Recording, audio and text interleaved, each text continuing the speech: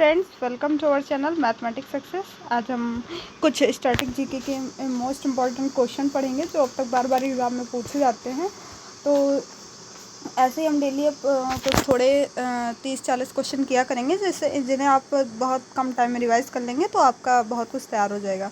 ठीक है, तो पहला क्वेश्चन है, शिव कुमार शर्मा का नाम किस वाद्ययंत्र से जुड़ा हुआ है? पंडित शिव कुमार शर्मा, आपने बहुत ज़्यादा सुना होगा, तो इसमें ऑप्शन बी सही है, संतूर वादक। ठीक है, तो ये कौन है? प्रसिद्ध संतूर वादक रहे हैं। ठीक है, फिर दूसरा आता है, कोणार्क सूर्य नृत्य उत्सव भारत के किस राज्य में मनाया जाता है? तो आपको पता है कोणार्क सूर्य मंदिर कहाँ है, तो जहाँ पे है वहीं पे ये मनाया जाता है, तो ये आंसर हो जाएगा उड़ीसा। ठीक है, फिर Modi government new search of communalism पुस्तक के लेखक कौन है? प्रणब मुखर्जी, जसवंत सिंह, सीताराम येचुरी और एम.जे. अकबर। तो इनमें कौन सा आंसर सही है? हमारा सीताराम येचुरी सही है। 2011 की जनगणना के अनुसार निम्नलिखित में से कौन सा भारत का सबसे अधिक आबादी वाला महानगर है? तो आपको पता है 2011 की जनगणना के अनुसार कौन सबसे ज़्यादा आबादी वाला महानगर है? तो इसमें हमारा सही आंसर हो जाएगा मुंबई। ठीक है, तो मुंबई जो है सबसे अधिक आबादी वाला महानगर है 2011 की जनगणना के अनुसार। ठीक है, अगला क्वेश्चन है, भारत के किस राज्य में नटंजलि उत्सव मनाया जाता है? तो नटंजलि उत्सव कहाँ मनाया जाता है? गोवा, तमिलनाडु, उत्तर प्रदेश, राजस्थान। तो आंसर हो जाएगा तमिलनाडु।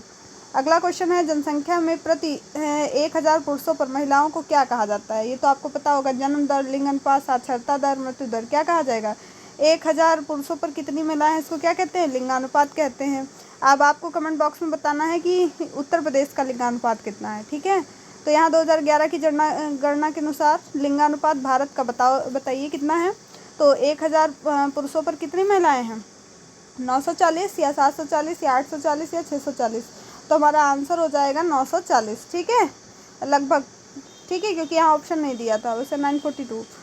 निम्नलिखित में से कौन सा त्यौहार राजस्थान से जुड़ा हुआ है? गुड़ी पड़वा, बोनालू, बूंदी उत्सव, माथोरंग। तो इनमें से कौन सा है, बताइए?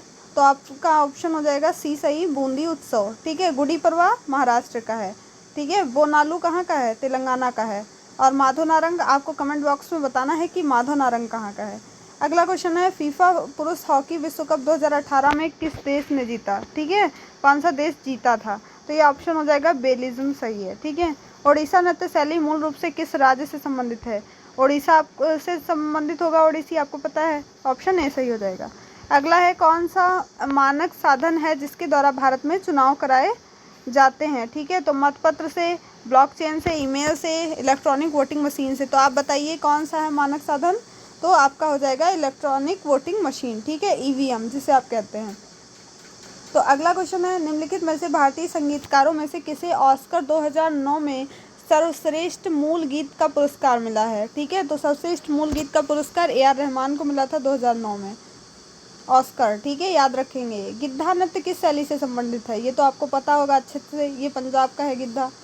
2008 के बीजिंग ओलंपिक में किस भारतीय मुक्केबाज ने मिडिल वेट वर्ग में कांस्य पदक जीता था? तो ये अब आप बताइए। ये सारे ओलंपिक से जो पुराने हैं, जो भी भारतीय जीते हैं, उनके काफ़ी क्वेश्चंस आते हैं, तो आपको ये थोड़े बहुत आने चाहिए। ठीक है, तो ऑप्शन इसमें ए सही हो जाएगा, विजेंदर सिंह। अगला है, टंकेश्वर हजारिका बोरबयान को भारत के किस शास्त्रीय नृत्य में उनके उत्कृष्ट योगदान के लिए 2018 का संगीत नाटक अकादमी पुरस्कार दिया गया है? मतलब मोटा मोटा ये पूछ रहा है ये किस नृत्य से रिलेटेड है, तो आपको बताना है ये सत्रिया के हैं। ठीक है, टंकेश्वर हजारिका। अगला है, सत्रिया किस भारतीय राज्य का नृत्य है? सत्रिया कहाँ का है? असम का है, आपको पता होगा। अगला है, श्री ब्रह्मापुरेश्वर मंदिर भारत के किस राज्य में है? ब्रह्मापुरेश्वर मंदिर कहाँ पे है? तो ये तमिलनाडु में है। ठीक है, अगला है, निशागंधी उत्सव भारत के किस राज्य में है? निशागंधी उत्सव केरल में मनाया जाता है, उड़ीसा में, राजस्थान या मध्य प्रदेश। कहाँ पे मनाया जाता है? तो ऑप्शन हो जाएगा ये, केरल में मनाया जाता है। अगला है, किस राजनीतिक दल ने भारत में पंजाबी सूबा आंदोलन का नेतृत्व किया था? ठीक है, तो पंजाबी सूबा आंदोलन का नेतृत्व किसने किया था? तो ये हमारा किया था शिरोमणि अकाली दल ने। ठीक है, तो आप इसको याद रखेंगे। वेटिंग फॉर अ वीज़ा ये किसकी बुक है? ये तो आपने काफ़ी बार पढ़ा होगा, तो ये B.R. अम्बेडकर की बुक है ना। और B.R. अम्बेडकर की और कौन कौन सी बुक आपको याद है, नीचे कमेंट बॉक्स में लिखेंगे आप। अगला है, भारत के पड़ोसी देश भूटान की राजधानी क्या है? तो ये भी आपको पता होगा, थिम्पू है, ढाका है राजधानी, या बीजिंग है, या पारो है। तो भूटान की राजधानी क्या है? थिम्पू। 2011 की जनगणना के अनुसार भारत में किस राज्य में लिंगानुपात सबसे ज़्यादा है? एमपी में, यूपी में, केरल या महाराष्ट्र? तो ये तो हर एक को पता होगा कि सबसे ज़्यादा जो लिंगानुपात है वो केरल का है। ठीक है, अगला है, ये देखिए केरल का कितना है, 943, 1000 से ऊपर है। ठीक है, आपको 2011 की जनगणना के अनुसार शायद कुछ मिसमैच हो गया है। ठीक है, अगला है 1018 है शायद केरल का। माधवी मुद्गल का संबंध भारत के किस शास्त्रीय नृत्य से है? माधवी मुद्गल ओडिसी से रिलेटेड है। कुछ इम्पोर्टेंट जो नृत्य करने वाले लोग हैं इनका नाम पूछा जाता है, तो आप इसको याद रखेंगे। किस राज्य में गोंचा महोत्सव मनाया जाता है? तो ये छत्तीसगढ़ में मनाया जाता है। अगला क्वेश्चन है, वोनालू देवी महाकाली की पूजा के लिए मनाया जाने वाला एक हिंदू त्यौहार किस राज्य में मनाया जाता है? वोनालू अभी ऑप्शन में था तो हमने बताया था ऑप्शन ए सही हो जाएगा, तेलंगाना में। अगला है, ऐ मेरे वतन को लोगों मूल रूप से किसके द्वारा गाया गया है? तो बताइए किसके द्वारा गाया गया है? तो सभी को पता होगा, तो लता मंगेशकर के द्वारा गाया गया है। अगला है, हरिप्रसाद चौरसिया किस वाद्ययंत्र से जुड़े हुए हैं? तो ये आपको पता होगा, हरिप्रसाद चौरसिया बांसुरी वादक है या शहनाई वादक हैं? तो बांसुरी वादक हैं। ठीक है, शहनाई वादक कौन है? पंडित बिस्मिल्लाह खां, है ना, वो तो सबको पता होगा। पंथी नृत्य शैली का संबंध किससे है? पंथी नृत्य शैली किससे रिलेटेड है? तो ये हमारी है छत्तीसगढ़ से। ठीक है, पंथी, राउत, नाचा, ये सब छत्तीसगढ़ का है। अगला है, आईसीसी क्रिकेट विश्व कप 2011 में किस पशु को आधिकारिक शुभंकर बनाया गया? 2011 की जो विश्व कप हुआ था उसमें क्रिकेट का, उसमें कौन सा शुभंकर था? उसका शुभंकर था हाथी। ठीक है, याद रखेंगे। निम्नलिखित में से भारतीय नर्तकियों में से कौन भारतीय इतिहास की पहली महिला थी जिन्हें राज्यसभा के रूप में नामित किया गया? तो वो कौन थी? रुक्मणी देवी अरुंडेल। ठीक है, ये आंसर है। अगला देखेंगे, 2011 की जनगणना के अनुसार सबसे अधिक जनसंख्या वाला राज्य, ये तो सभी को पता होगा, हमारा यूपी। चाप चार कूट कहाँ का है? चाप चार कूट कहाँ का है? ये तो पढ़ा होगा, झारखंड, गोवा, मिजोरम, केरल, ये मिजोरम का है। अगला है, 2011 की जनगणना के अनुसार किस राज्य की जनसंख्या घनत्व 100 व्यक्ति प्रति वर्ग किलोमीटर से भी कम है? मतलब जहाँ पे 100 व्यक्ति मतलब 1 किलोमीटर के अंदर उससे भी कम लोग रहते हैं, तो ये हमारा कौन सा हो जाएगा? सिक्किम। ठीक है, और अरुणाचल प्रदेश में कितने होते हैं? ये 17 लोग होते हैं, लेकिन इसमें ऑप्शन नहीं था इसलिए हम लोगों ने ये लिखा। जो सबसे कम जनसंख्या घनत्व है वो हमारा अरुणाचल प्रदेश का है। ठीक है, याद रखेंगे।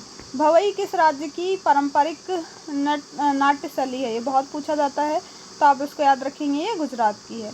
गुरु विपिन सिंह किस शास्त्रीय नृत्य के लिए जाने जाते हैं? तो ये किसके लिए जाने जाएंगे?